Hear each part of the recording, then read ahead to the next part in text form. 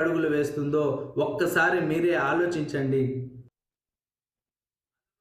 నెల్లూరు జిల్లాలో flexi war నెలకొంది. ఈ నేపథ్యంలో జనసేన పార్టీ నిర్వహిస్తున్న ఆత్మీయ సమావేశం ఏర్పాట్ల వద్ద ఘర్షణ తలెత్తింది.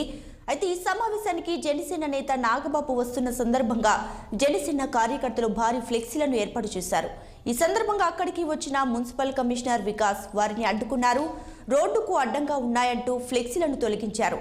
దీంతో జనసేన నాయకులకు కమిషనర్కి మధ్య తీవ్ర వాగ్వాదం చోటు చేసుకుంది. అధికార పార్టీ నాయకులతో ఒక విధంగా, ప్రతిపక్ష నేతలతో మరో విధంగా వ్యవహరిస్తున్నారని జనసేన నాయకులు మండిపడ్డారు. ఇక ఆగ్రహించిన కమిషనర్ జన సైనికులను అరెస్ట్ చేయాలని పోలీసులకు ఆదేశించారు. దీంతో పోలీసులకు జన సైనికులకు మధ్య తోపులాట చోటు చేసుకుంది. ఆ ప్రాంతంలో ఒక్కసారిగా ఉద్రిక్తత నెలకొంది.